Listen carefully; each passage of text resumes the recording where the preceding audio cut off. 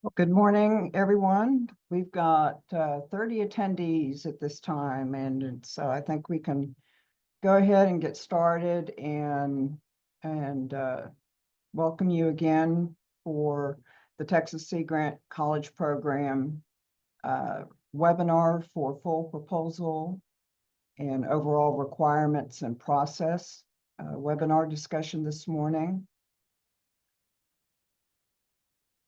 I'm first going to go over what we're going to handle today. And of course, then also let you know this webinar is being recorded and will be made publicly available on our website again. And for the goals for today, this morning, this webinar will help you to learn how to develop a competitive full proposal. We'll also assist in helping you learn how to clearly describe how your selected Texas Sea Grant RFP research priority that you selected and your proposed research that you will work on, how they will achieve the Texas Sea Grant strategic plan focus area goals. This is the intellectual merit statement. And then we will review the full proposal requirements per the RFP and the submission process and info ready. Last, we'll have questions and answers, and you can enter your answers into the chat. This afternoon, webinar, you will learn how to integrate research with the Texas Sea Grant Extension model to develop that engagement plan. And this is the broader impact statement. And so as you read back through your RFP and look at the review criteria, the reviewers per our national NOAA national competition policy, the reviewers and the review criteria rates you on your intellectual merit statement and your broader impact statement. Again, the contacts, if you have questions related to proposal development and info ready, reach out to me. If you have any additional questions on your funding priorities, reach out to our director, Laura Picariello. And I will stop sharing and hand the mic over to Laura for her presentation, and then we'll come back to me for the proposal development. Hey, thanks, Mia. I'm just gonna go ahead and get my screen sharing going here. Give me a moment to get this set up. Okay. All right. So thank you everybody for being here today. Welcome. I look forward to moving through the full proposal process with you all. I'm just going to reiterate a couple of items and discussions that we had from the LOI webinar, just highlighting some key points, and then turn it back over to Mia, as a lot of this is really the technical nitty-gritty of the full proposal. So I want to just go through the overarching priorities one more time, and just provide, continued clarity on what Texas Sea Grant is looking to fund. So these are the priorities that we are looking at in terms of how we are selecting proposals. So this first one here is research that aligns with Texas Sea Grant's strategic plan goals. And this is really a key component we'll get into in just a minute. I'll follow back up with another slide on this. The specific priorities, there are specific research priorities that were set within the larger strategic plan goals for Texas Sea Grant. Integrating research and extension is a really important component for Texas Sea Grant. And as Mia mentioned, the extension team will be having a webinar this afternoon to talk more about integrated research and extension and some guidance on building your engagement plans. We really are focused on community engaged research and outcome-oriented research. So research that is engaging the end users that you have identified and has tangible outcomes that are going to provide impacts. So research that also has an identified end user, and research that has those long-term impacts. So just to go through a little bit more detail on each of those points. We support research that aligns with our strategic plan goals. Our strategic plan is on our website. We operate in 4-year strategic plan cycles, and this strategic plan is developed with stakeholder input from our partners, from our communities, from our advisory board, as well as our extension staff who are out in the field. And we are accountable to this plan. We report this plan to the federal government as a part of our funding cycle, and we are held responsible for meeting the goals, the outcomes, the activities that are in this plan. We are evaluated on it on a 4-year cycle. We do annually have to report on this, and our objectives must meet our strategic plan. So all research that we fund is part of this strategic plan, and it's incredibly important in your proposals to specifically be speaking to the ways in which your proposal address some of the goals and objectives that are in our strategic plan. So the research priorities that we have, that we set for this specific 2-year cycle, were established based on communications, again, with our stakeholders, with our partners, with our advisory, our extension team, and things that are of the highest priority that really need attention and funding in the short term. And so just to reiterate those goals again, for sustainable fisheries and aquaculture, our focus area there, we were specifically looking for oyster mariculture projects that were addressing either nursery or hatchery production, or business or market analysis, or cultured oyster growth and mortality. We were also looking for additional opportunities in Texas aquaculture to expand some of the aquaculture that occurs in Texas with new species that may not currently occur as aquaculture in Texas, specifically focusing on shellfish and macroalgae. And effects of changes in climate, habitat, or water quality, specifically on these 3 priority species of blue crab, southern flounder, and spotted sea trout. And then the 4th priority for SFA was the seafood market and supply chain analysis. For healthy coastal ecosystems, our priority was very specifically focused to oyster reef restoration, specific to methods or substrate materials used in restoration. The Flower Garden Bank's National Marine Sanctuary priority was coral reef climate resilience and intervention strategies. And our contaminants of emerging concern was specific to PFAS in Texas marine environments and organisms.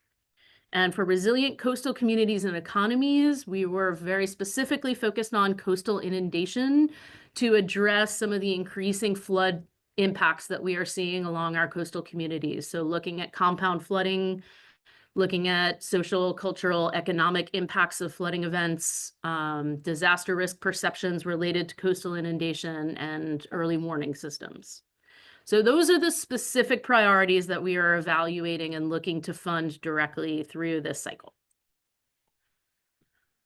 So just to reiterate the point of both the RFP priority as well as the strategic plan goal, both components need to be addressed in the proposal. So you need to address which specific priority of your, so for example, here, sustainable fisheries and aquaculture, if you're going to choose one of these 4 priorities that are listed as an RFP priority, you also need to identify the strategic plan goal for SFA that best aligns with that priority, which would be either goal 5 or goal 6 of our strategic plan, and speak to how your work with your RFP priority contributes to that broader strategic plan goal.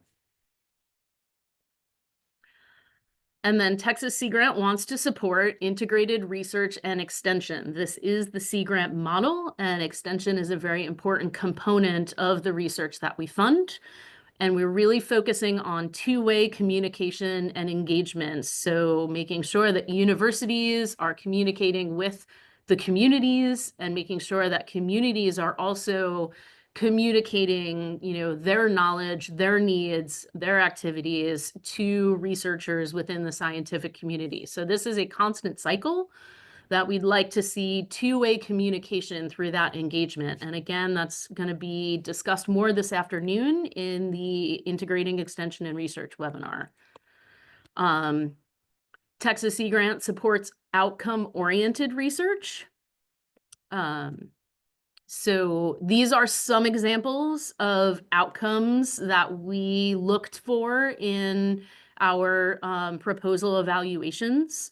I wanted to point to the Texas Sea Grant Strategic Plan. Again, pages 12 through 14 have specific performance measures and metrics that we are evaluated on by our national office, by our federal oversight. And so I strongly urge you all to take a look at the strategic plan and then the performance measures and metrics that are on that page, the pages 12 through 14.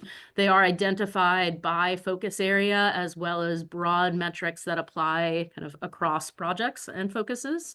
And those are the best measures that we use in looking for how we are meeting our strategic plan goals. And so those are the metrics that we would like to see. Those are not the totality of metrics. There are some additional things that may not be listed there.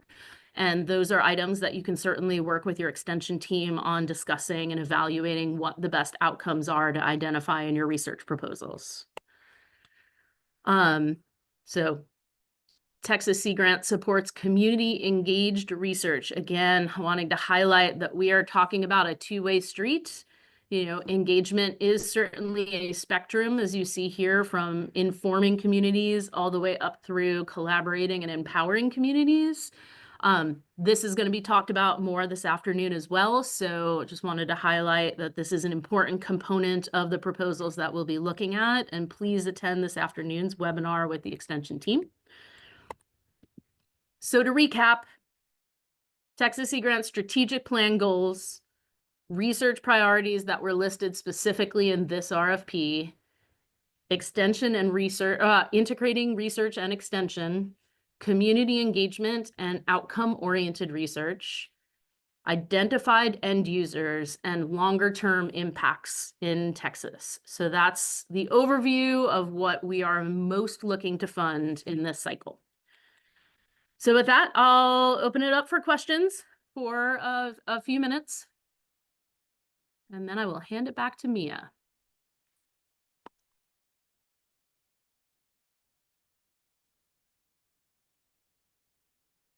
I don't see any questions in the chat, but we can readdress anything as well towards the end.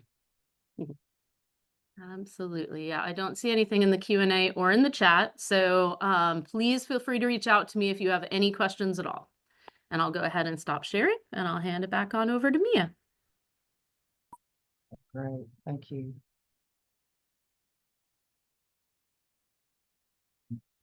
Reshare.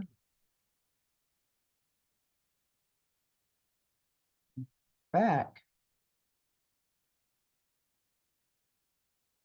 So with that, again, contacting us, but I did want to just give you a quick reminder on our revised timeline. The Texas Sea Grant Extension staff office hours start again on March 24th and will be held through April 7th.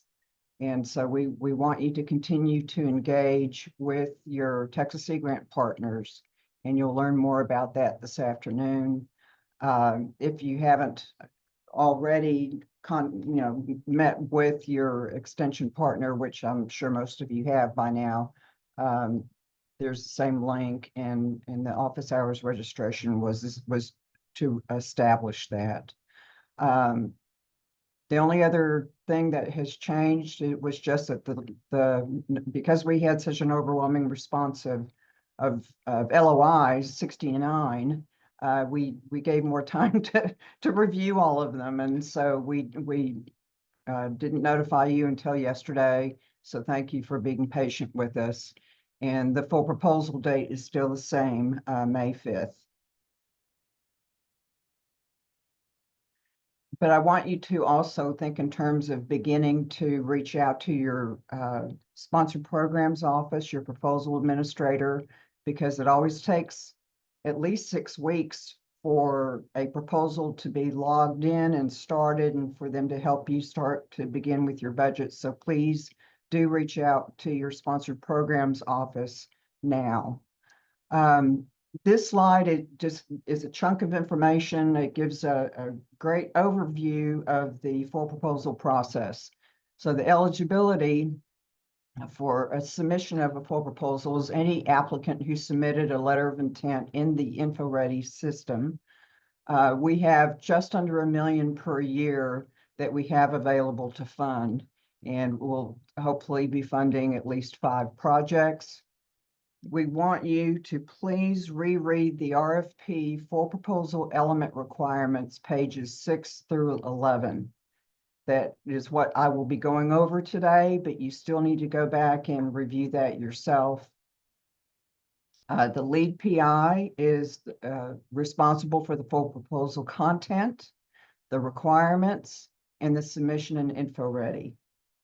The lead institution is who submits the proposal. They're the applicant. So if you happen to have any subrecipients on your proposal, you'll need to be sure to think ahead of giving them an earlier timeline to receive their documentation so it can be folded into your proposal by the lead institution. As most funding opportunities describe, the full proposal must not deviate from the letter of intent scope of work of the project or the personnel. Due May 5th, again, before that InfoReady system automatically closes at 5 o'clock. So have your full proposal submitted by then. You can be drafting it as you go, but just be sure you submit it before that time period. And so our award period, this is a 2-year grant. It will begin February 1 of 26 through January of 2028. That is also our omnibus proposal that we're funded by NOAA. That is our period of performance. So we pass that same kind of weird date period of performance on to you, and we do annual reporting on that same basis from February to January. Do you know that your year 1 funds will have an automatic carry forward language in your agreement? The budget, with the funds that we have of right under $1 million, that 943, looking at about 5 projects, then we want you to have a maximum amount of up to $188,650,000 per year for your budget, including direct and indirect. So over 2 years, that would be $377,300. So that is your target maximum amount. You don't have to have it that exact figure. It can be less, of course, but don't leave dollars on the table, so to speak. But don't go over those 2 figures. Your cost share, because as we've explained previously, the Congressional Sea Grant College Program Act wanted all of the institutions housing Sea Grant programs to have skin in the game and required 50% cost share. So the funds we receive from NOAA to fund Texas Sea Grant, and then we flow those funds forward to you as subrecipients for your awarded projects. We pass those same terms on to you, so you also have that 50% per year cost share requirement of non-federal funds required. So at a minimum, that would be that dollar amount per year. We want you to give your sponsored programs office plenty of time ahead of time to get your budget drafted and finalized, gain that institutional pre-approval of your budget before you submit, not the week of submission. Get it going, those few weeks before, and you need to have it final, your budget's final, at least for routing through your institution. That takes at least a couple of weeks to get all of that done. Utilize that approved institutional budget to input into the required Sea Grant budget template, 90-4 budget template. Work with your proposal administrator to confirm that once you've input your budget data into our sponsor's budget template, work with your proposal administrator to confirm that those amounts tie back to your institution's final budget for rounding and that sort of thing, because we need to have the dollars exactly in whole dollars without any pennies, which can be kind of an irritating, time-consuming. But those proposal administrators know how to get the rounding down on that, put in a rounding formula. So just like the LOI, the number of proposals an investigator may submit is up to 2 full proposals as a PI or a co-PI, with a successful investigator receiving a maximum of 1 grant as the lead PI. So next, I'm going to go over the proposal review process, and this is covered in pages 11 through 13 on the RFP.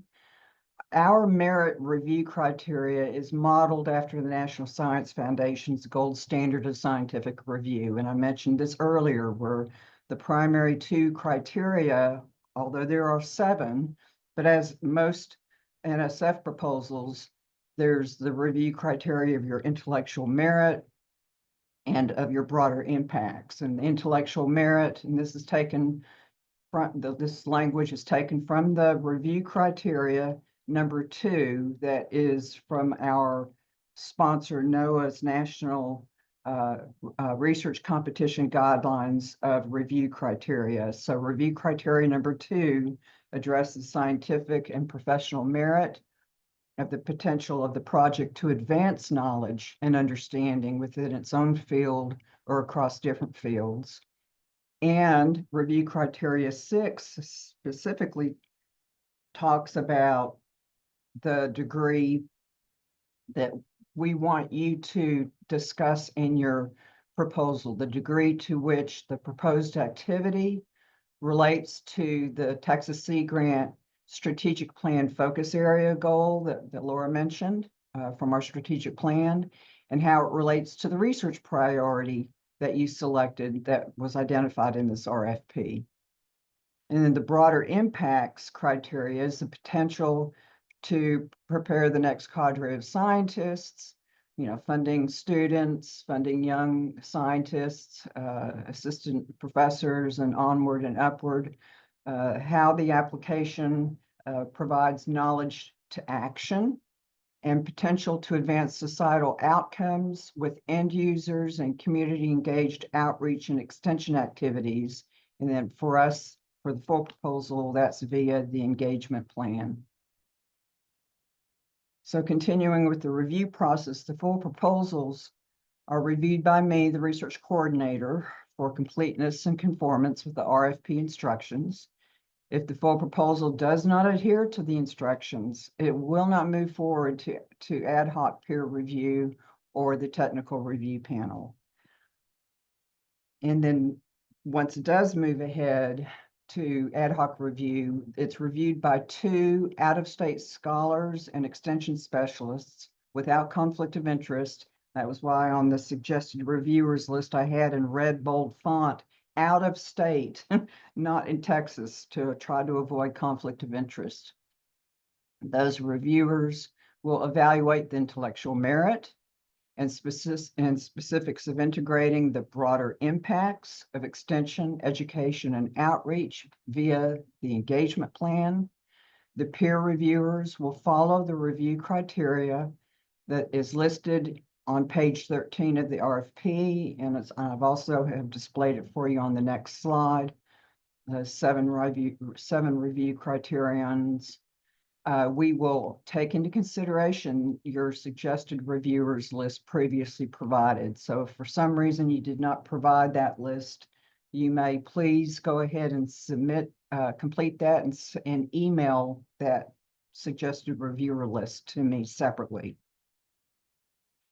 And then after 2 peer reviewers review your full proposal, a technical review panel will meet in the summertime, late summer. Yeah, very, very late summer, comprised of out-of-state subject matter experts and extension specialists without conflict of interest. Each proposal will receive an overall score for intellectual merit and broader impacts based on the review criteria. And we are now required for the technical review panel to provide a designation of whether the proposal is fundable or not fundable. And a written review will, from this technical review panel, will satisfy the required 3 written reviews that our national competition requires for each proposal.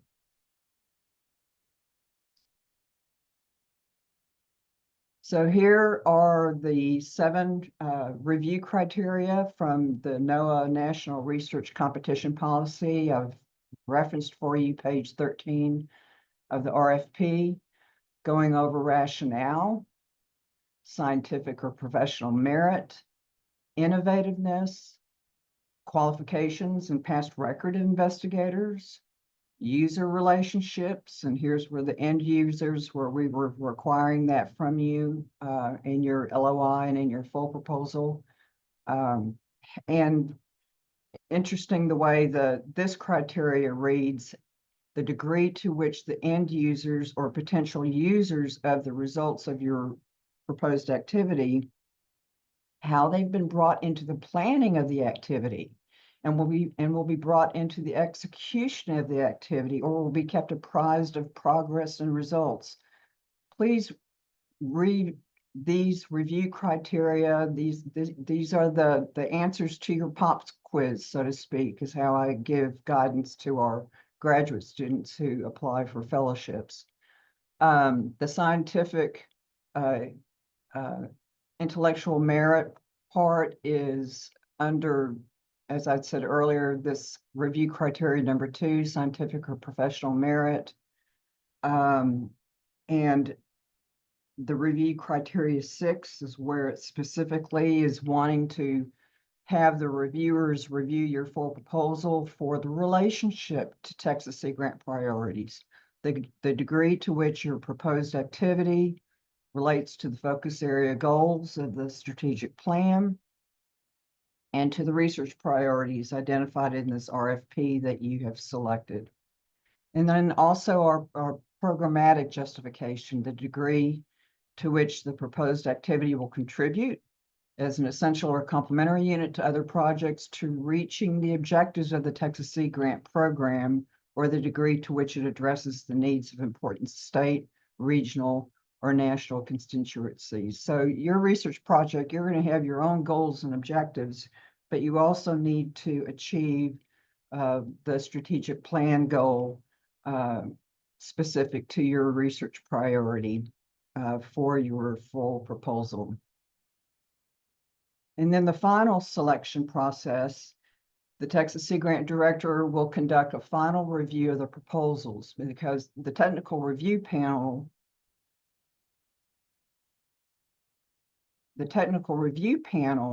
will review the peer reviews plus the proposal, and will also do their own evaluations. So they're reviewing not just your full proposal. The technical review panel is reviewing not only your own proposal, but they're reviewing the peer reviewers' reviews.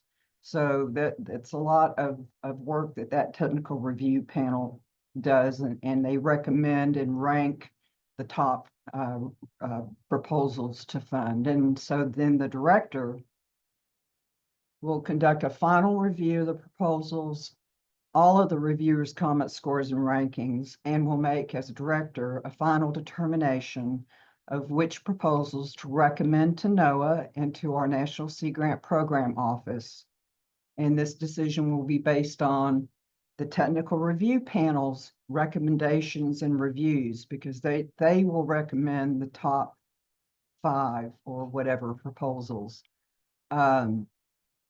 Texas Sea Grant programmatic priorities will be a determining factor, in prior performance on a Texas Sea Grant funded research project, if you've been a funded Texas Sea Grant funded researcher previously.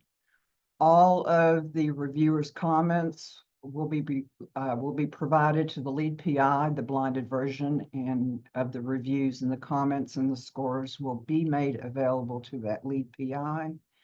Again, there's no rebuttal or response process. We will notify our funding decisions to recommend to fund by August 22nd. And then I'll have additional documents that I'll go over for you towards the end of this webinar that will be required within a couple, 3 weeks, because we have to then package all of those documents into a final proposal package and submit to NOAA and the National Sea Grant Office for review. Trying to remember, my calendar's behind me on the wall. I think it's October 1. And so the time it's going to take for you all to get these additional documents to me will be critical. So I'm giving you that heads up here. It's also specified as it should be in our RFP on pages 13 through 14. I want to give a heads up that often when I'm talking, I start swallowing air and start coughing. So far, so good. So just wanted to give you that heads up. So this covers the full proposal review process.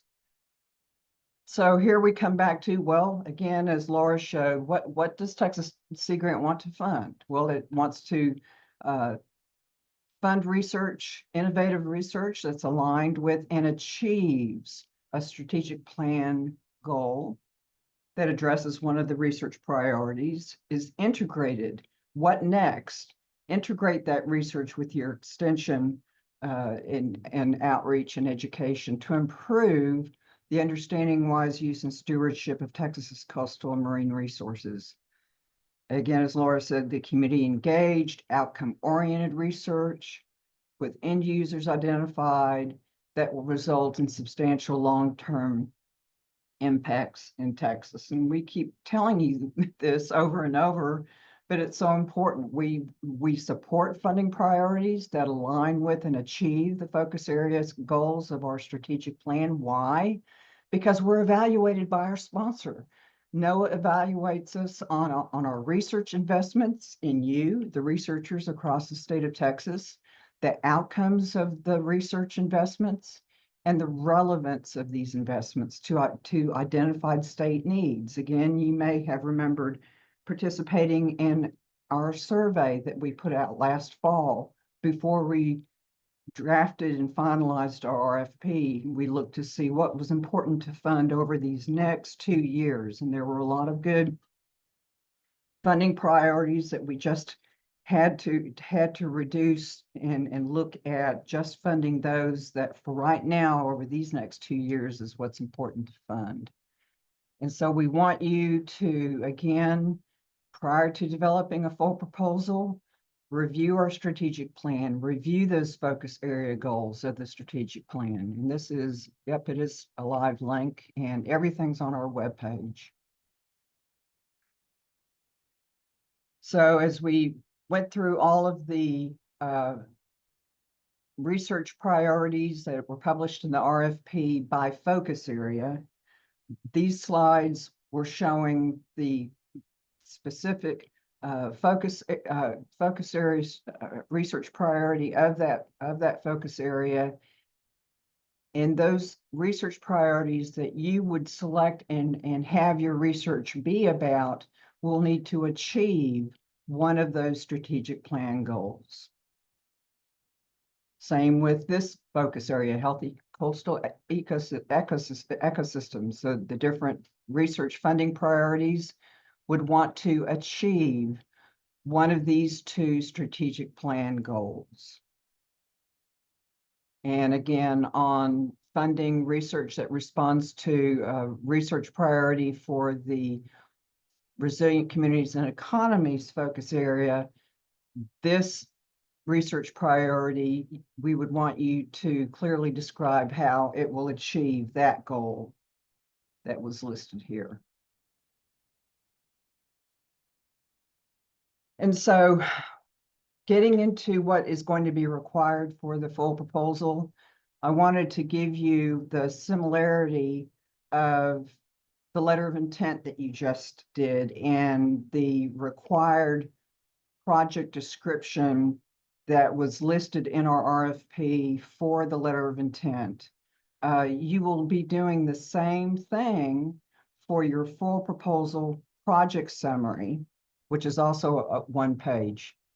You'll be doing the same thing for the description requirement, where we want you to clearly describe how your selected research priority and your proposed research that you will embark in, how it will achieve the Texas Sea Grant Strategic Plan focus area goal. And this statement is the relevant statement, and actually that's described in review criteria number 6 as the relevant statement. So as you're remembering, when you wrote your letter of intent, we asked you to describe your proposed research in 4 sections: objectives, rationale, methodology, and an engagement plan. Well, there's the rationale. That would be where the RFP asked you to clearly identify how your proposed research will address the selected focus area and goal and research priority, how it would achieve the strategic plan goal. That's your intellectual merit statement. The rationale section is the perfect place for you to describe that statement, that relevance statement. So just like your LOI, your full proposal project summary 1 page will do the same thing exactly.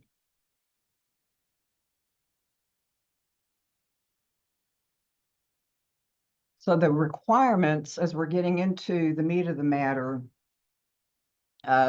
first of all, looking at the RFP pages 6 through 7, it goes through typically is what you'd see the format requirements, how the text should be, the page limits, that sort of thing.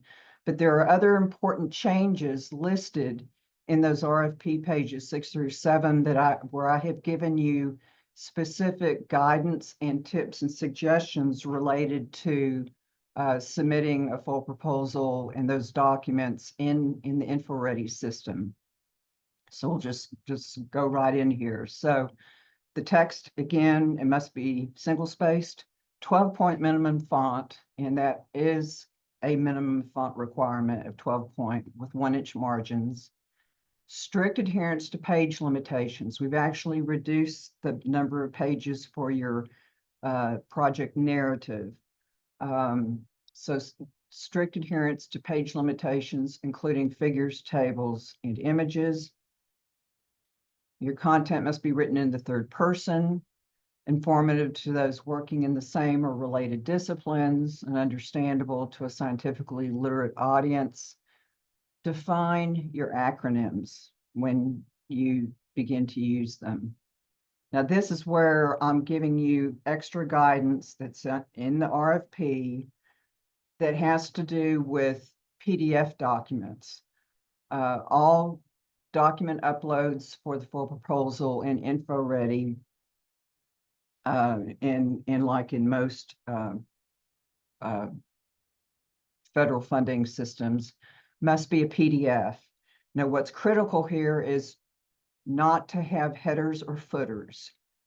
And I know that's hard to get away from. You're wanting to attach your document with your name, but please do not put in headers or footers, because the InfoReady proposal system automatically creates the footers with your PI name as well as page numbers. So that's why this is in red, no headers and footers. For the full proposal, there are only 2 PDF documents to upload, and that's it: your project narrative and your budget narrative. And this is covered on pages 7 and 8. And so your project narrative is going to have all of your documents related to the narrative, your project summary, the narrative itself, the literature cited, CVs, et cetera. I'll go into all that in a moment. But all of that is packaged into one narrative PDF that is uploaded to InfoReady. And that's similar to other funding opportunities and systems where they have the PI compile all the documents into one. So that's what we're doing here again. So it's the full proposal. It's really simple in that regard, where you only have 2 documents to upload. That's it. So my caution here, and I'm spending a little more time on it because it's things that we have discovered since the Department of Commerce changed grant systems from the old grants.gov to ERA, which has been used forever by the National Institutes of Health. NOAA was one of the first agencies to test that out last year when the Department of Commerce required all federal funding opportunities to be submitted through ERA.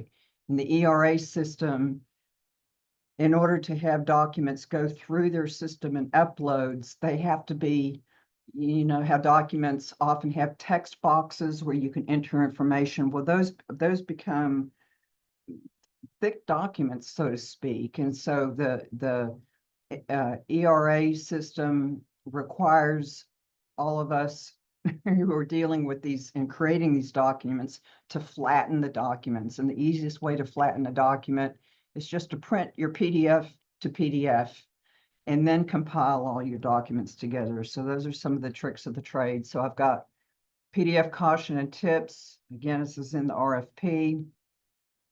When you combine all of your documents into one to PDF, there's also been language by the National Institutes of Health on the ERA website.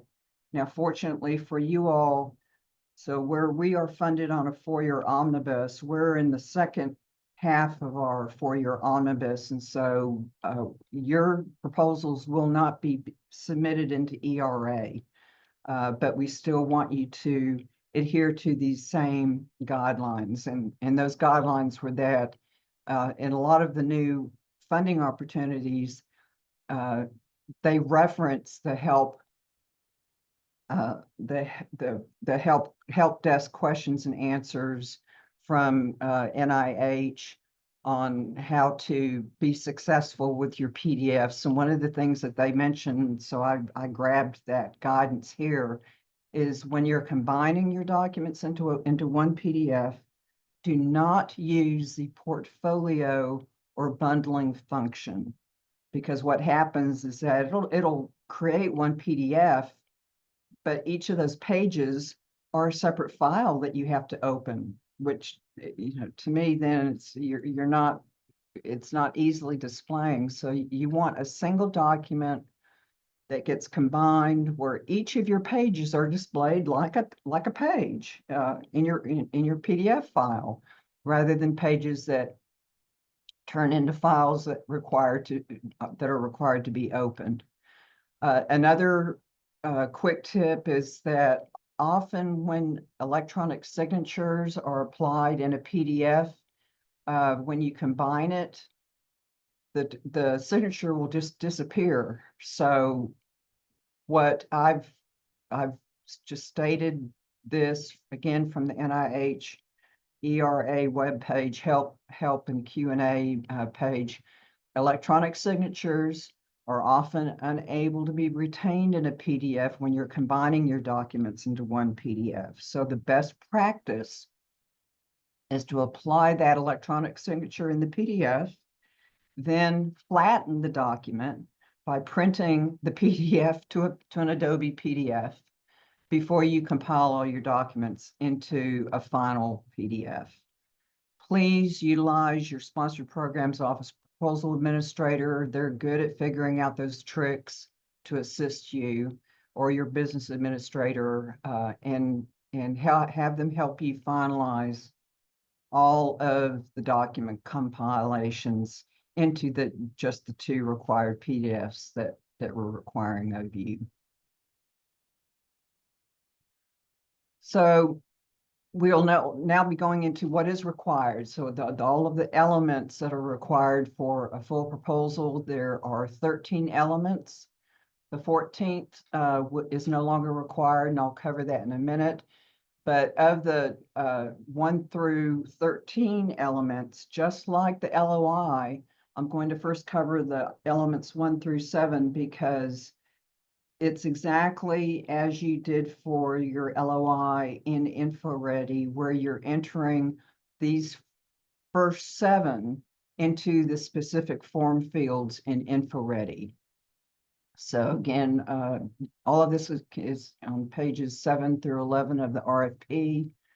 Your project title, very descriptive of your research objective, your team and affiliations, the focus area selected from the strategic plan, secondary focus area if that's applicable, your primary research funding priorities selection, that drop-down menu, a secondary funding priority if that's applicable. If not, I had added no secondary funding priority. You can select that. Again, list your Texas Sea Grant Extension staff partners who you have finally, you may have been in requesting and starting your initial contact with your extension staff partners before the LOI, but for the full proposal, we'll want your final staff partner for integrating research, outreach, extension, and education in that engagement plan. List your other partners if they're applicable. List your final end users. That shouldn't change too much from your LOI. It should be pretty much the same as to whom would benefit from the outcomes. So again, these items 1 through 7 of the 13, just like your LOI, you're inputting it into those form fields. And the output will be a nice system-generated cover page. Therefore, do not repeat this data again in the project summary or in the project narrative. There's no reason for you to waste that white space when the InfoReady system already provides it for you in a beautiful cover page. And so then you can go right into your project summary requirement and then all of your narrative. Then continuing with the full proposal requirements, 8 through 13. This is really what will be contained and compiled together into that one project narrative that you'll upload. So your project summary, we already talked about it earlier. It's that 1 page, similar to what you did for your LOI. Oops, I left over, that was 3 sections from the prior competition. 4 sections labeled with objectives, rationale, methodology, and engagement plan. Read the RFP page for the specific element content, and especially for how to describe how these all relate together and how it achieves the strategic plan goal in your rationale section. Your narrative is a 10-page limit. So read the RFP pages for that specific content on what is required and what is required per the RFP, and also then would be picked up by the review criteria that the reviewers will be looking at. All of your CVs, a 2-page limit per investigator. Again, read page 8 that covers the specific content for the CVs. And these would be in the order of lead PI, then co-PI, and other key personnel. And I would consider your lead collaborating partner, your lead Texas Sea Grant Extension team member, or other collaborators that you might have that will be working with you on your scope of work, they would be considered key personnel. The 11th element is literature cited or your references. There's no page limit there. And there isn't any real specific guidance. You can Any format of your choice that you're used to is just fine. Then all of your letters is listed in element number 12. All letters that will include your institution's letter of commitment and cost share, your letters of support by your collaborators, letters of support by end users, and if you have a third-party cost share provider, their letter of support or letter of commitment if they're actually providing cost share. So we want all of those letters, starting with your institution's letter of commitment and cost share, that letter to be first, followed by the letters of support from all others, collaborators, and then your end users. Read page 8 for that specific content. And a special note of best practices that we talked about earlier on how to retain signatures in a PDF, especially when those letters are coming from you, from other people. You're going to have to make sure that those signatures stayed in the PDF when you're combining all of your documents into one narrative. RFP page 6 covers the format requirements, and I've already gone over that with you, so I'm just giving you some reminders there. Do not use an image of a letter. Convert it to a standard portrait, not landscape, but convert it to a PDF document with the regular size 8.5 by 11 portrait. This just sounds really too detailed, but I'm giving you this guidance because of issues I've had with proposals in the past. So just bear with me. So it's here for your, it's in the RFP, and it's here again for reminders and guidance for you. So element 13 is your budget narrative, and that's going to include your Sea Grant 90-4 budget and budget justification compiled together. Read the RFP pages 9 through 11. That has great detail about the specific content that goes back to how to develop your budget and how to write your budget justification. There is a requirement of having a separate budget template for both the applicant, and if the applicant has a subaward or subrecipient, that subrecipient should have their own budget template and their own budget justification. The budget justification itself, there's no page limit, and I cover that in detail from the RFP, and have this on an additional slide on how to compile everything. But there's no page limit on the budget justification. So the 14th element was an Office of Management budget approved demographics question. Well, with the changing of the guard in Washington, D.C. and executive orders that have been put out, this demographics question will no longer be used. So we'll just cover elements 1 through 13. So the 14th one you may disregard. So for our full proposal, only 2 document uploads. Your project narrative containing elements 8 through 12 that we just went over. I've given you the RFP pages for specific reference and specific content requirement. And then the budget narrative, which is element 13. Again, see the RFP pages 9 through 11 for specific content requirement. And that's it. That's all that's required for the full proposal.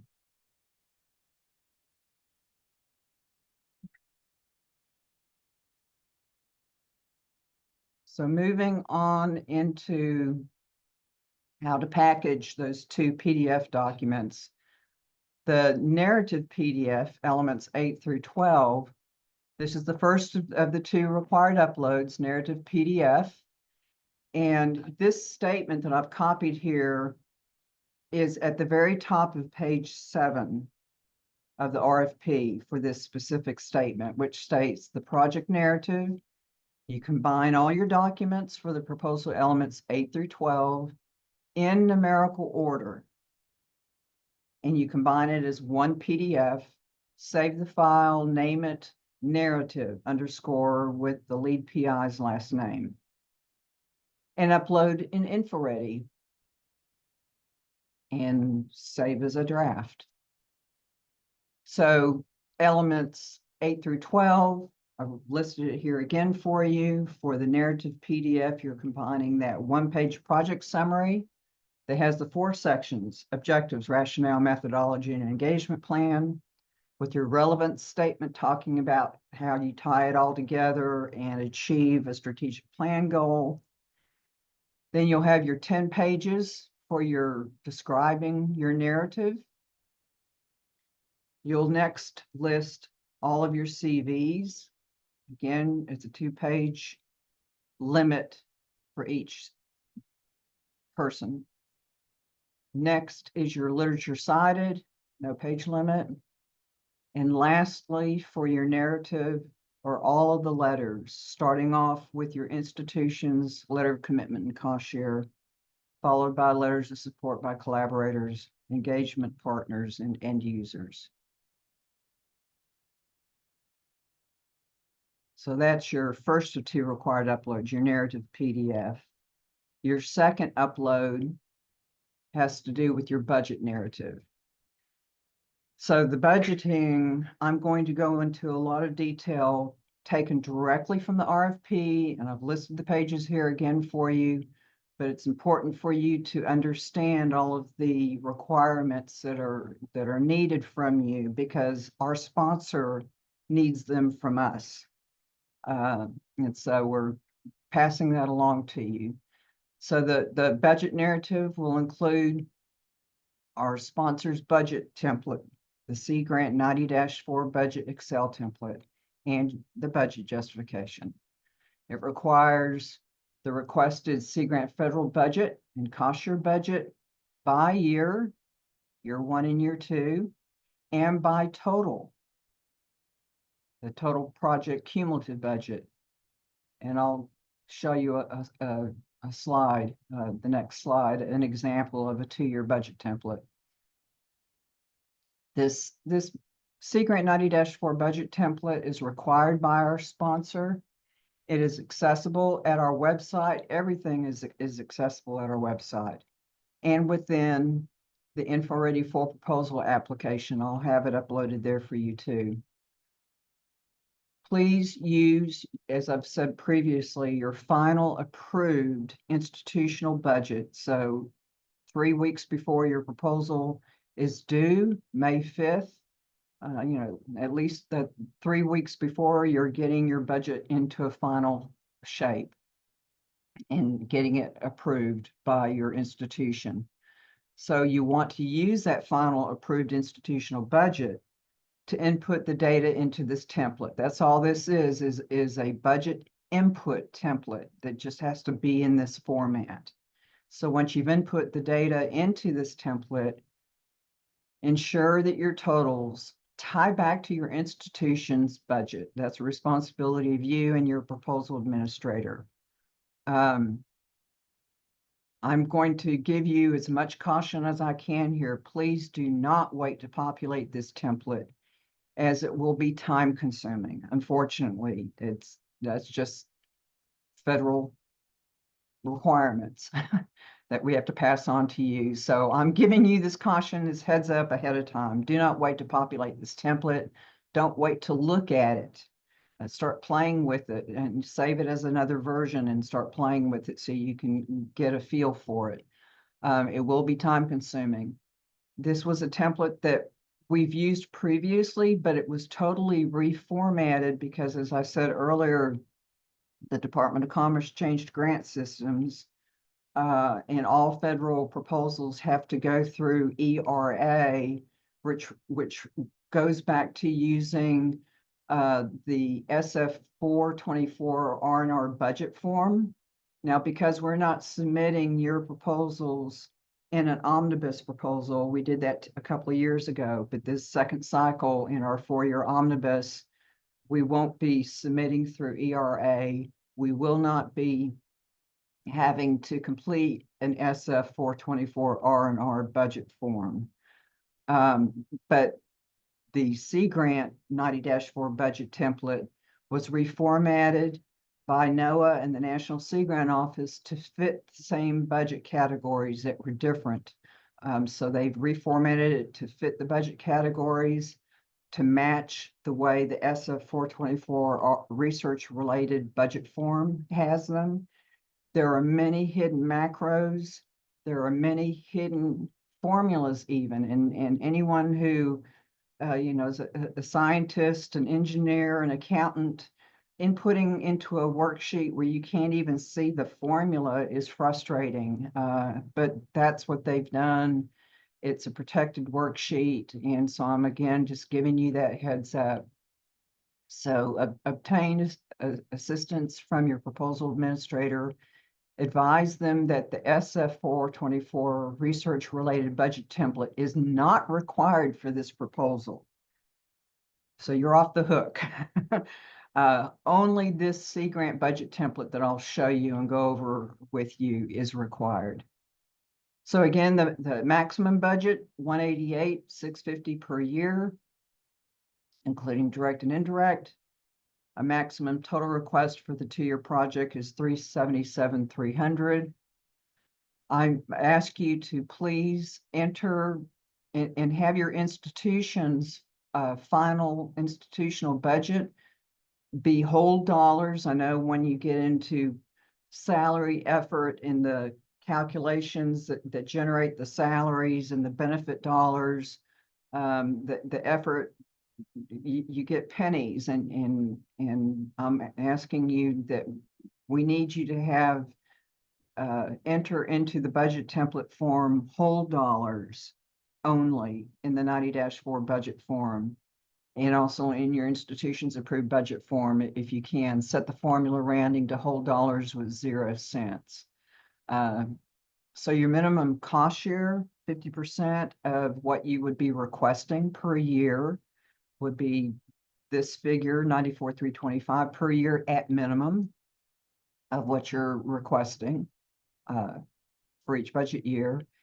And so we want your results of your total cost share as a percentage of what you're requesting should be 50.0, so that your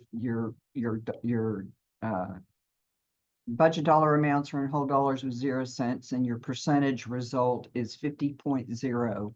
And that seems kind of ridiculous, but when you're bundling and compiling all of the projects you're going to recommend to fund and making sure you're not spending more than what we have allowed to spend from our omnibus, it does make a difference to try to make those results much easier. So this is an example of our prior Sea Grant 90-4 budget template. Here you've got year 1, year 2 in total. And the columns are your Fed funds request and matching right there together for your first year, your second year, and in total. And I'm going to flip over the new template. Looks like this, which is kind of weird and different looking, but there's a reason again where the NOAA and National Sea Grant Office created formulas and macros to make sure formulas and macros don't get changed. They try to, and also to have reporting done so the National Sea Grant Office can manage our projects. So when you open up your 90-4 budget Excel template, they have forced you to first open it up to a README tab. And then once you've looked at the notes that they and explanations on how to use the template, then is when you can go to your 90-4 budget tab here. But I wanted to go over this at the top in blue font. So the instructions here are what the NOAA National Sea Grant Office directives were for how to use the worksheet, and tips for Mac users and non-Mac users. And so everything here is from the National Sea Grant Office. I went through and added my own instructions in blue font to try to give you additional guidance and helpful tips from Texas Sea Grant for this full proposal budget development, because these templates are used for all types of funding opportunities from the Department of Commerce and NOAA. But for just this full proposal budget development, I've given you some additional guidance on what to look for. So a lot of you are Mac users. It'll give you guidance here. I tried to make the worksheet as user-friendly as I could, while keeping everything protected per their instructions. So you would enable the macros, because you'll want to actually unlock one of the fields to put in your own indirect cost rate. But once you have done that, you'll want to lock it again, so that any other change you make in your worksheet is done purposeful. So, not to go into too much reading on every single line, but it's just this worksheet is adapted to better comply with the budget categories found in the SF 424 research-related budget form.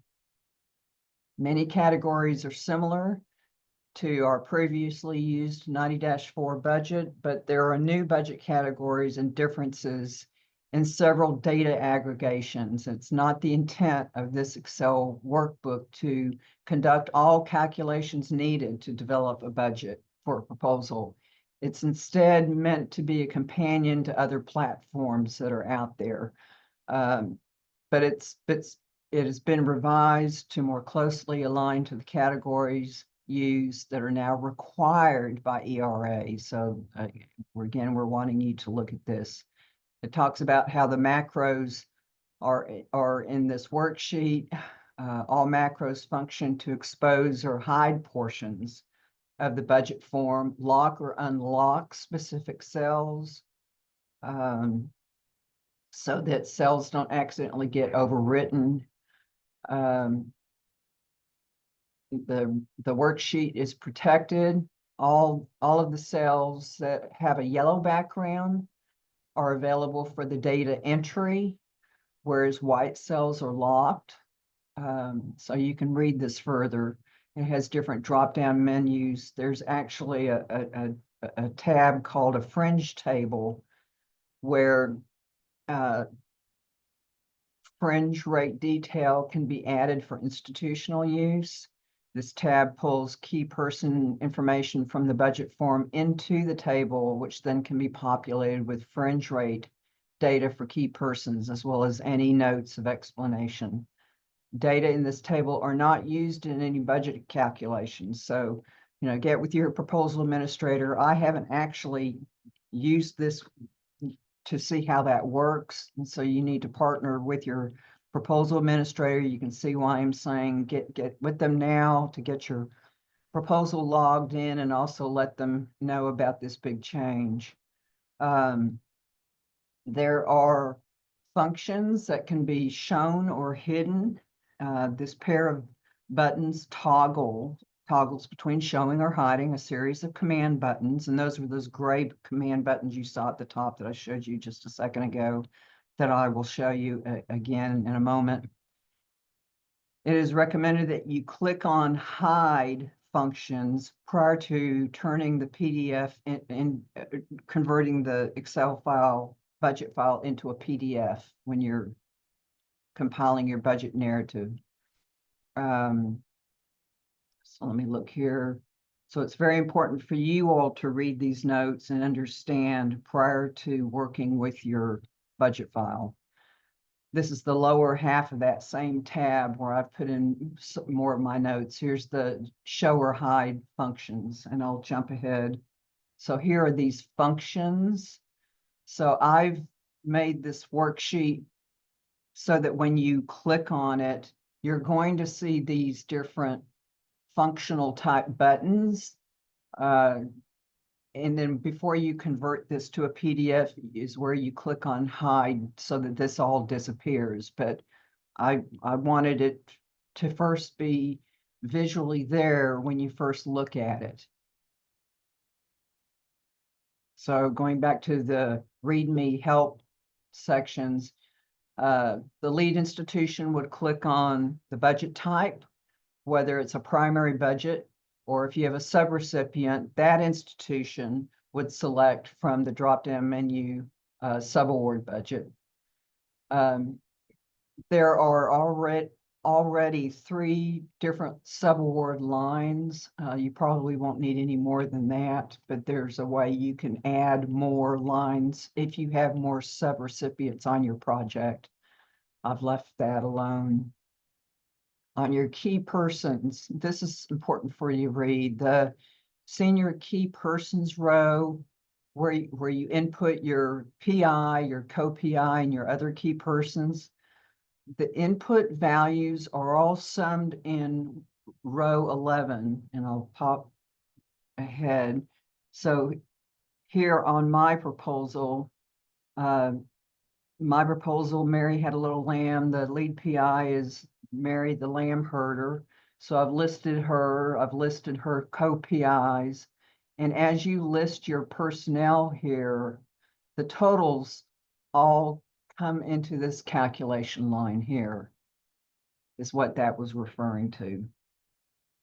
Jumping back, you can close key persons. It should be, you should click on close key persons prior to creating a PDF file before converting your budget to a PDF. I have selected it as open. So jumping back again to here, here's open and close key persons. I have this open right now so that you can replace my PI and co-PI names with your team's names. And I've left a few other rows through row 18. Hopefully you won't need more than that. So I've made it so hopefully you don't need to change anything else on this, but if you do need to, then you'll have to unhide these other rows. So that's what it talks about here, that I've currently set the open close key persons function gray button to open in order for you to add your co-PI staff. But I want you to note that if you click on close per the guidelines above for when you're about to create a PDF of your budget, then what's going to only display is the lead PI, which, you know, I scratch my head. I want to see the lead PI and your co-PIs. I want to see all of your teams, your co-PIs listed on the full proposal. Therefore, please keep this key persons function button as open when you're creating your PDF so that we can see your lead PI and co-PI's names. I have displayed rows 12 through 18, which lists senior key persons 1 through 7, and have hidden the other rows 19 through 23. Your proposal should typically not have more than 5 lead PI and co-PIs. In fact, that's how I set up the LOI for you to have only up to 5 co-PIs. So try to keep it at that if you can. If you do have more, you can unhide those rows, but here I just tried to make it easier for you because this is just not the easiest worksheet, and I apologize. on all of our behalf. So subrecipient co-PIs should be listed, though, on their own institution's subaward budget template. So that'll save you some space in that regard. It talks here about unlocking the modified direct and indirect for you to put in your indirect cost rate and then lock it when you're done. Freeze or unfreeze the headers.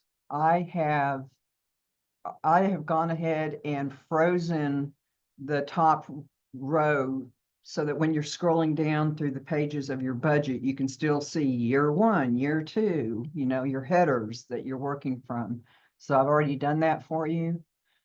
Open close year, we already talked about that. Oh, no, I went ahead, so the template typically comes with just 1 year. I have already created a second year for you and have closed that.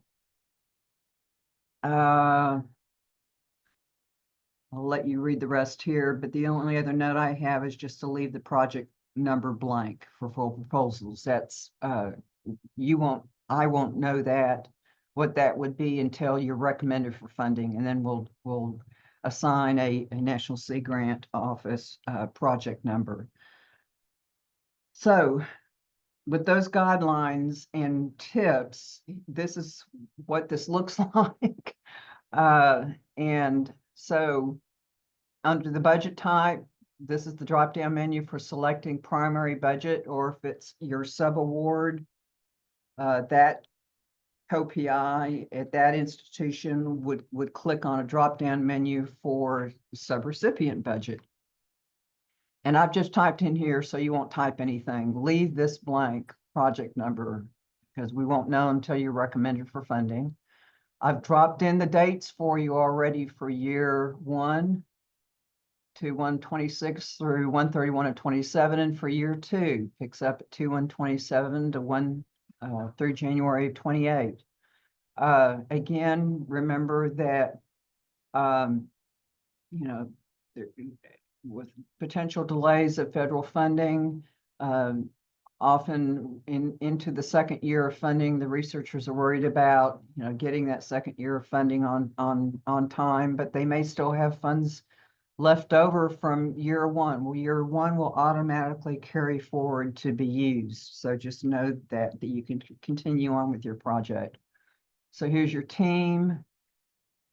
And then subawards are listed. I didn't do another screen print further down, but travel and subrecipients. So what I may do is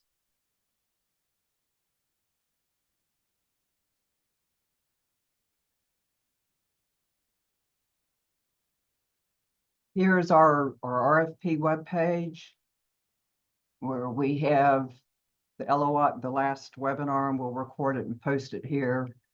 But all of the different resources for your full proposal, your 90-4 budget template, your very simple standard budget justification template. And then NOAA has its grants management division's budget narrative guidance that we want you to follow. This is in the guidelines. But I just wanted to open this right quick. And here's that README page. And then the how I have it displayed for you with those function buttons. So as we go, you can see how I kept the headers available where you can, I froze that so you can see that as you scroll down. So other personnel, travel, you probably may or may not have participant trainee support costs, your other direct costs, materials and supplies, the 3 different lines that's available for subawards, they have lines for what is subject to IDC or is exempt from IDC per your IDC rate agreement, like tuition. You may have another other cost type that's not subject to indirect. So they've given you different options for material supplies, publication costs, consultant services, if you're going to have any, and then that's consultant services like a plug or play, rather than a subaward. But if you have an institutional subaward, those are listed below. And then your IDC and then your total. Just to give you a quick look at the justification template, just is very simple by heading of your of the categories. So we do your Fed funds request first in that total, and then your cost share request in that total. Okay. So I've given some guidance, additional guidance that is in the RFP related to budgeting. And a lot of questions usually come up regarding cost share. It is mandatory. Non-Fed funds must be 50% for each year of the project, not just in total. This is similar for all federal funders, federal sponsors who require cost share. Cost share is required to be from a non-federal source of funds. So just know that when you're preparing your proposal and when you submit your proposal on behalf of your institution, that cost share becomes a legally binding commitment that's proposed to Texas Sea Grant at the time of your submission. It's required to be easily tracked for reporting purposes to the sponsor. So for every dollar spent of the sponsor's funds, 50% of like dollar is a committed cost share that's required to be reported to the sponsor. So when you send us your invoice, you'll have your invoice amount of your Fed funds that you've spent, and then you'll show a like amount of 50% of that is cost share. And when our sponsored programs office receives that to reimburse you, at that time, they input and report that cost share that was spent at a 50% rate of what you spent. And that's recorded in our project system to be reported to NOAA. So what's important to know is, and the easiest thing for your cost share is to make sure that it's easily trackable so that institutions can report back to the sponsor. So an example of easily trackable cost share type would be personnel cost, effort, or tuition. It's already in the system, so you've got those easy reporting type reports from the system. There are other sources that can be available for you to provide as cost share. One thing we've added this year in our RFP is that we will allow your institutionally approved waived indirect cost as an acceptable form of cost share. So some researchers might or might not want to do that. They may want to retain their indirect costs to reimburse for their overhead. But if for whatever reason you need an additional source of cost share, your institutionally approved waived portion of your indirect costs is acceptable. Third-party cost share, while it's not encouraged due to it being difficult to document. It's not in a computer system like salary, effort, or tuition. And so it's not encouraged due to just being difficult to document, but it is acceptable, but only if proper valuation is provided to us in the proposal. You have to detail in both the budget and budget justification the unit cost, the number of units that you're proposing as cost share, the valuation and the source of those funds, and a formal letter of cost share commitment is required with that authorizing signature on that entity's letterhead stationery. In that letterhead stationery, that letter of cost share commitment from the third party would need to reference your proposal title, your principal investigator's name, the period of performance dates, the RFP opportunity name, statement of work services, the budget, including the daily or hourly rate times the number of hours, would equal that total budget amount that would be committed as cost share.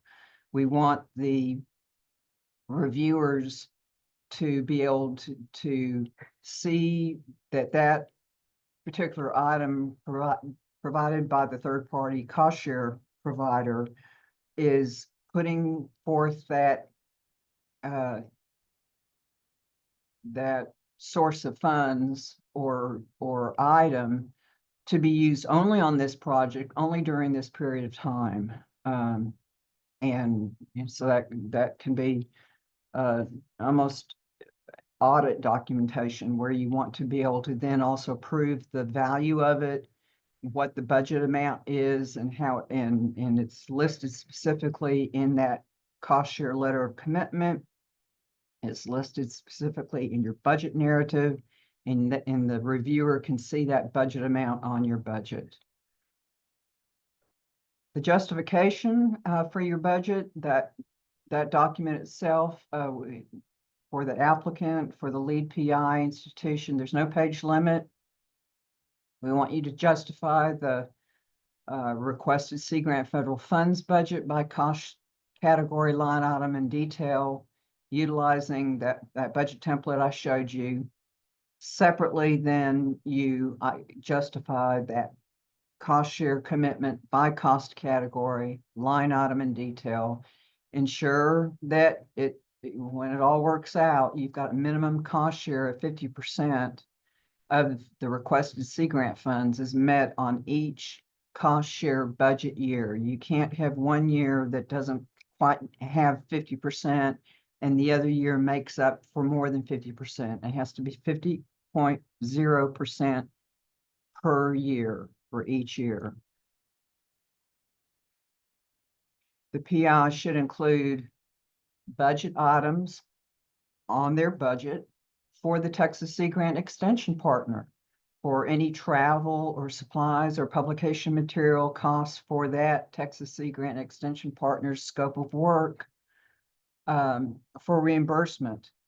But we cannot include personnel or salary effort for that Texas Sea Grant Extension Partner on your budget because we're funding you from our omnibus funding dollars, and they're already being paid a salary for being an extension staff person, and so we wouldn't want to pay them twice. So other type of costs, travel, supplies, publication materials, brochures, leaflets, flyers, whatever you all are going to do to make that engagement plan a success, those items ought to be included as budget items on the PI's budget so that we can be reimbursed. And to assist in knowing how much details to put in your budget justification narrative, see the descriptions contained in the NOAA Grants Management Division's budget narrative guidance that I showed you is listed here. So download that document. So for compiling the budget narrative, and again, this specific statement that I have here that defines the budget narrative is found at the very top of page 7 of the RFP for this specific statement. But is the budget narrative and guidance is described on pages 9 through 11. So the budget narrative, you can bind all of your budget information for proposal element 13, the budget, as one PDF with first the lead PI institution's 90-4 budget, and then the budget narrative, followed by any subrecipient's 90-4 budgets or budget narrative, if applicable. save that one file as budget narrative underscore and then the PI's last name. So when you compile it, we need to see per page each year. So the 90-4 budget Excel template is converted to PDF, combine it into that budget narrative file to display by each year and then in total in the following order as noted below. So you convert your Excel budget to PDF, display year one as your first page, year two is your second page, to total years is your third page, followed by your budget justification for year one C grant request and year one cost share request, followed by budget justification year two C grant request and year two for year two and year two cost share request. And then lastly, your budget justification by your total C grant budget request and by total cost share request. Make it easy for the reviewer to tie back what you've described in your budget narrative to your amounts that are on your budget. So if you have a subrecipient, I've given you some guidelines here that we'll just quickly go through. We want that subrecipient statement of work to be described in a section in that lead institution's narrative project description. So have a little section there. So you follow the same, that subrecipient follows the same budgeting guidelines. The subrecipient's total budget, though, must be considered within that maximum budget allowance of the 188. Do not exceed the allowance per year or in total. Your subrecipient also should budget 50% cost share of what they're requesting. But I have added something this year that we haven't in the past that I think is important, that if a subrecipient is not able to provide all of their cost share, it is acceptable for the lead institution to take on a little bit more of that cost share burden. However, this must be described in both the lead institutions and subrecipients' budget narratives.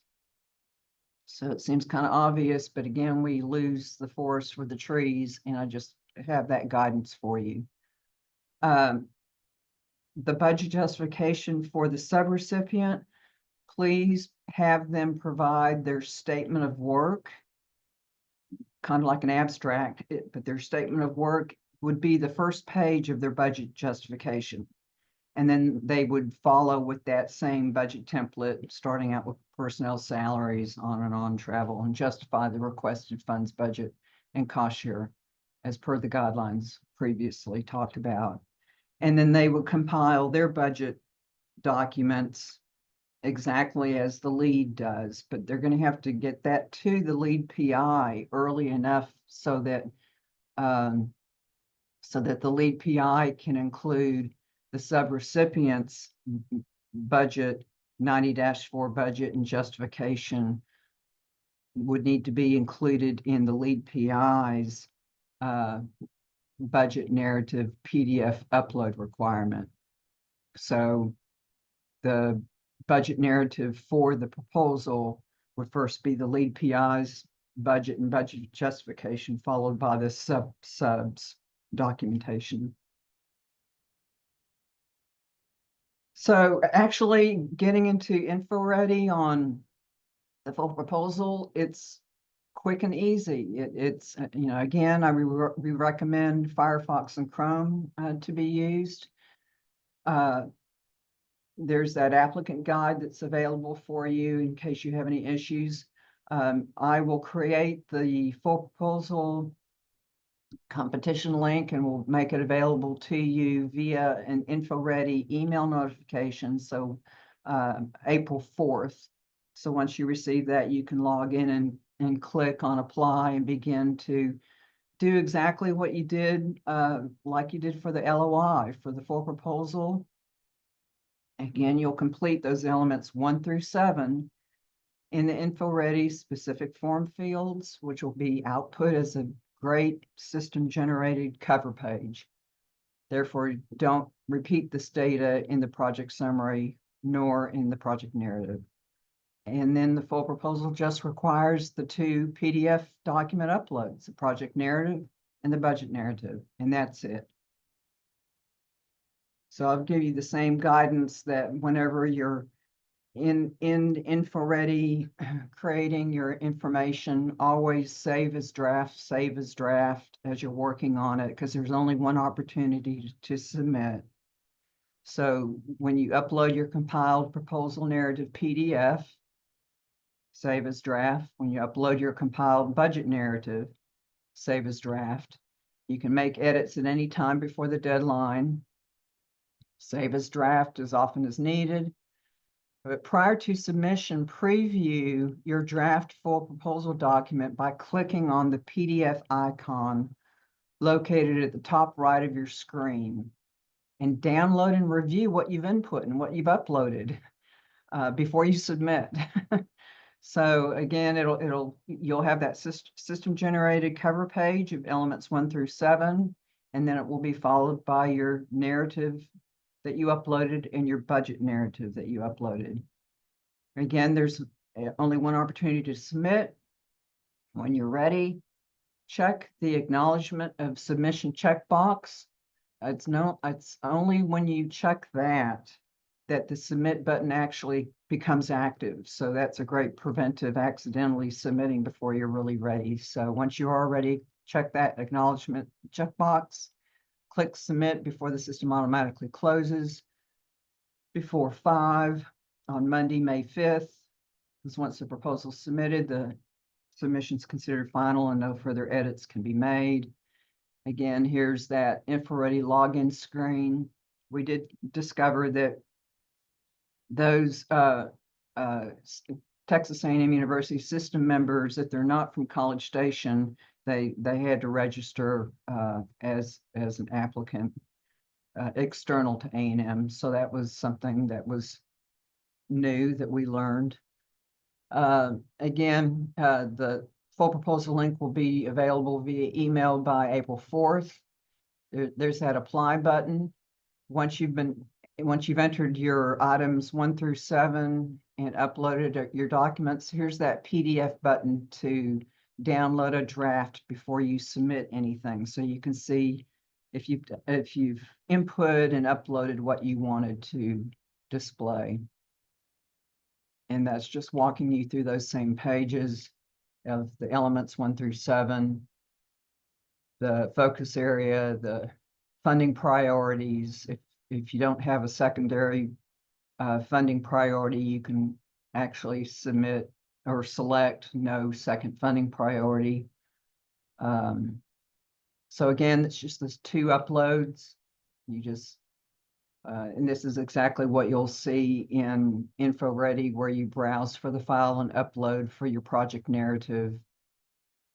And for your budget narrative, browse and select and upload, and always save as draft. And again, click on up to get a preview of that full proposal document. Click on that download PDF button at the top right that I just showed you. That's on that first that's at the top of the right top right portion of your screen.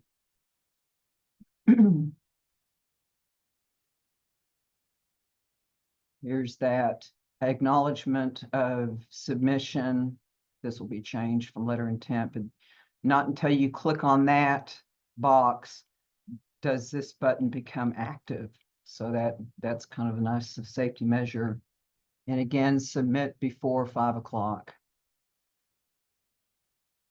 Now, we're getting, believe it or not, towards the end of my webinar presentation, but I wanted to go over, once the technical review panel has reviewed all of the peer reviews, have reviewed your proposal, have made their own review of your proposal, and have had discussion and ranked proposals and decided which ones are fundable and not fundable, we will be notifying you by August 22nd. But we'll need additional documents by mid-September. So when PIs have been notified that their proposal has been recommended for funding, in order for me to prepare all of the documentation that's needed for submission of your proposals in ERA in a review request for approval by NOAA, I need you to send me your final 90-4 budget template that you used with your full proposal. We did not require you to upload it for the full proposal. So that's just one less document you have to worry about right now. But I will ask for that final version to be provided to me along with your negotiated rate agreement that was current at the time of proposal submission. So by August, some of us may have a new IDC rate agreement.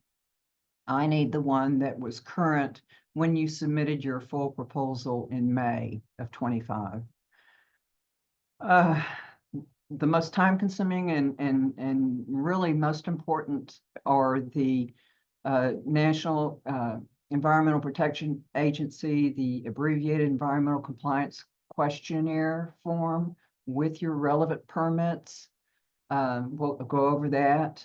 And then your data management plan. You won't need that to be included in your full proposal. I will send you a template for you to complete questions and answers related to a data management plan. And just know that once your project is awarded, we do have annual reporting requirements because we have to report it on an annual basis. And so the lead PI is responsible for annual reporting.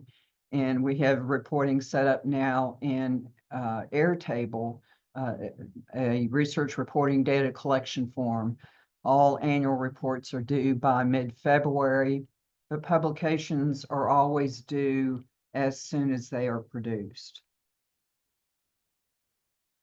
So this is a slide that I went over at the very end of the LOI webinar because these NEPA and compliance questionnaire, these are important things that have to be completed and need to be completed in a timely manner. So all NOAA funded research projects must comply with the NEPA, National Environmental Policy Act.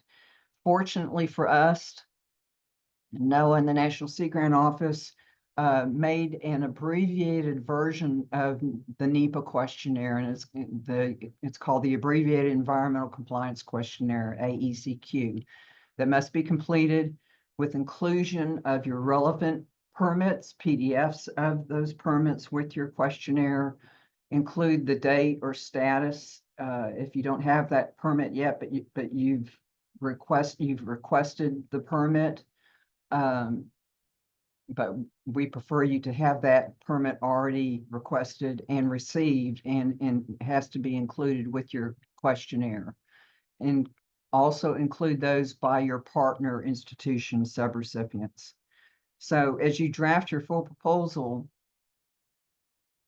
this questionnaire is not required at the full proposal stage, but you need to be considering the lengthy time it takes for the questionnaire to be completed, to request and secure permits, as well as other institutional compliance office requests for animal welfare or human subject protocol approvals. If you're going to have surveys, then you have to have those approvals that it wouldn't affect whatever that exemption occurs.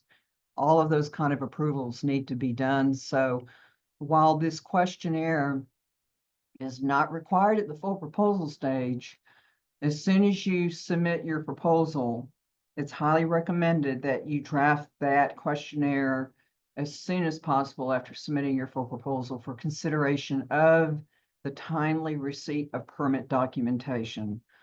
This questionnaire and those permit documents are due within 3 weeks of being notified in August. The responsibility for acquiring permits lies with the PI. Failure to secure permits will result in project start delays by our sponsor.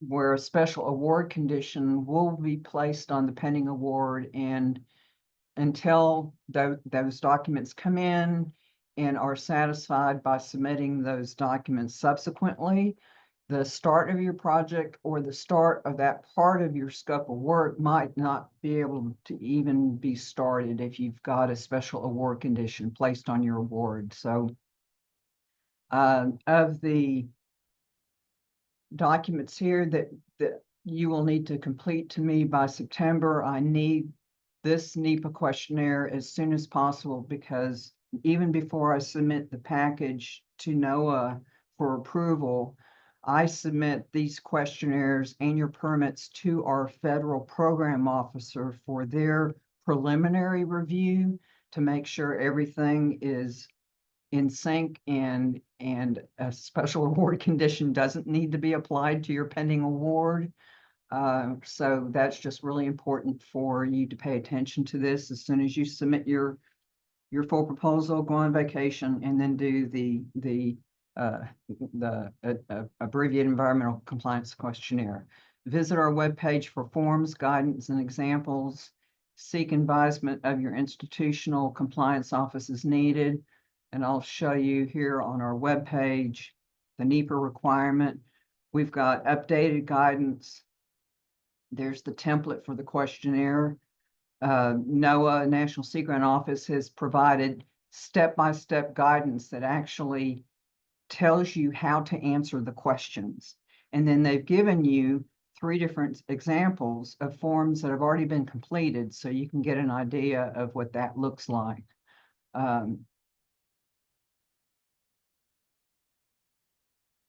So remember, competitive proposals will clearly address how the achieving of focus areas goals will occur with those research priorities and your research work and your scope of work, how the end users and how you will integrate your research with extension via an engagement plan. And I've left, 10 minutes for questions, so I apologize, but that's what happens with full proposals. So I'll look and see if. Thanks, Mia. I'll go ahead and read the questions. I've been Okay. answering all of them directly in the chat just to kind of move some of them Good along. deal. But Great. so I'll read them to you. I'll let you answer for the ones that remain. The reviewer should be from an American university, ? For example, could a specialist be from Australia? Sorry, can you slow down and repeat that? Sorry, they're asking if reviewers need to be from the US or if they can be international, if they're recommending reviewers. That expertise, that can be without conflict of interest. So being outside of Texas, if they know of, but without conflict of interest, they know of someone they would like to recommend even outside the US, that's great. Okay, great. The next one. Can you mention how we can match the funds, our salary works, facility? So just recapping what the options are for match. The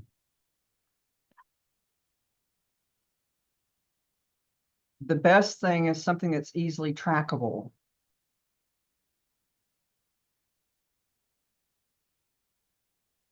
So something that's most easily trackable is personnel effort or tuition if you have students working on your project. Institutionally approved waived indirect costs is acceptable. And this is, gosh, bad on me. I don't have, well, it's pages 7 through, well, this goes back to pages 9 through 11, talks about the cost share. Okay. So really something that's easily trackable by your institution's computer system, salary effort is the most often used, or if you have students on your project tuition and a portion of your indirect cost that is institutionally approved to be waived to be used as a source of cost share. And you all can email me too on questions. Great. Okay, next question. For the budget template, do we download, fill out, and then re-upload, or does it need to be completed in the web form? Neither. All you need to do is download it from our webpage and input the information from your, the data from your approved institution's budget, and then convert that Excel file, that Excel budget, convert it to a PDF so that your budget narrative will have year one, for example, as the first page, year two is the second page, the total for all years as the third page, followed by your budget narrative for year one and year two in total. I'm not requesting that this needs to be uploaded. This version of your budget has to be converted to PDF to be converted and combined into your budget narrative file. The only file that needs to be uploaded besides your project narrative is the budget narrative. I will ask for you to email me this Excel template if you're recommended for funding in August. When you get that notification from me is when I'll request this final version that you had used. I'm not asking you to upload it at this time, and you definitely don't have to input anything into any system to create yet another template of information. So it's taking your institution's budget, inputting that data into this template, converting this page by page into a PDF to be part of your budget narrative. Thanks, Mia. If our proposed study involves human subjects, like data gathering using focus groups or surveys, are we required to have IRB approval in advance of the proposal submission? Yes, that is what is covered in the RFP. And I don't want to waste too much time on. So where's the RFP?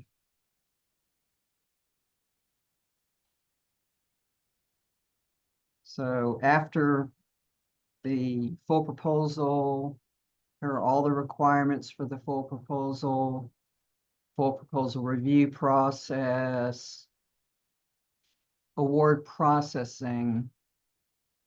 This is where I talked about that proposals selected for funding will be required to submit additional documents, the 90-4 budget Excel template file, a data management plan, and that environmental compliance questionnaire. And that would also include any documentation related to IRB for human subject or animal use protocols. And I have that section where I talked about that is all on, where's the page number? For page 14 of the RFP. And I had summarized here as well that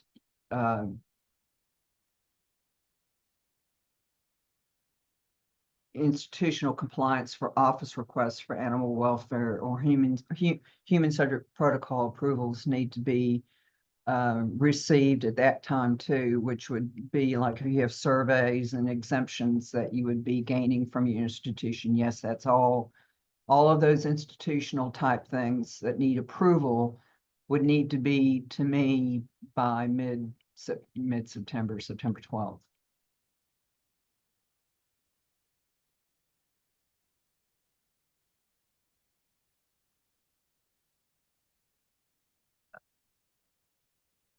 Next question. In the absence of a negotiated rate, is there a de minimis indirect rate?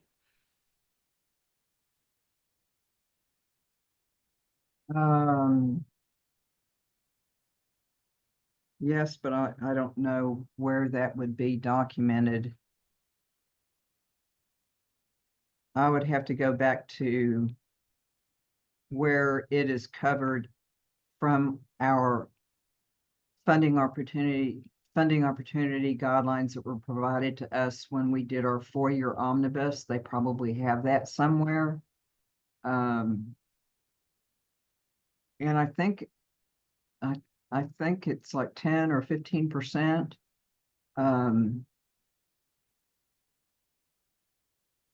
Okay, I'm just putting a note for them to email us to follow up because we'll Yeah, confirm. email me on that Mhm. Yeah, so I can get that language for you. okay. And one more here in the Q&A, clarification on waived indirect costs. If the institution of a subaward waives overhead, would that count towards their cost matching? Well, so you kind of think about it. So why are you waiving the overhead? So you're waiving the overhead so that you're not going to receive it yourself to recoup your overhead expenses. You would be requesting your institutional leadership to waive the overhead that would have been charged to your proposal budget and use it for a source of cost share. So you wouldn't just waive it to waive it, because your institutional office would requires to receive that IDC. They've got to pay for the overhead for your computer systems and your labs and that sort of thing. So you are allowed to find where I had that.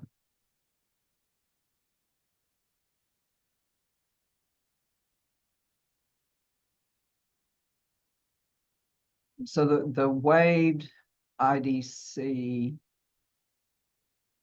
where did I have that on here? It's in the RFP and it's on here somewhere. Yeah, you did cover it, and that question may have come in before you actually covered it as well.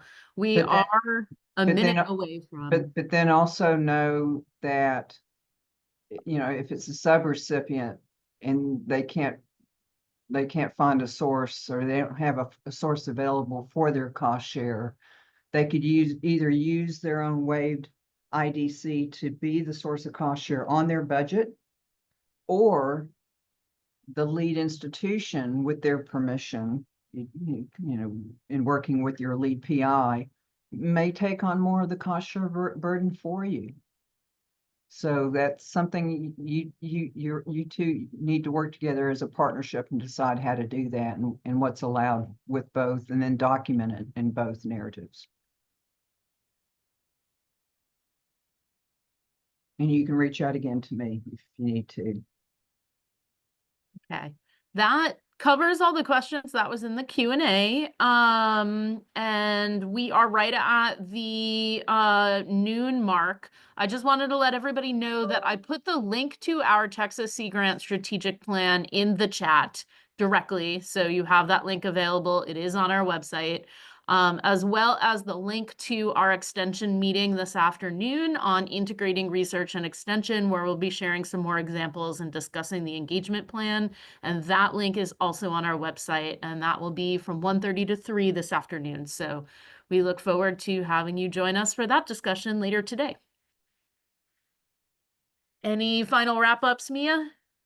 Everything's on our webpage here, just as Laura has presented to you, and do definitely take the time from your busy day to be at this afternoon session. It will be valuable for you. And thank you for attending. And sorry it was so long, but that's a full proposal. But thank you. Thank you so much, everyone.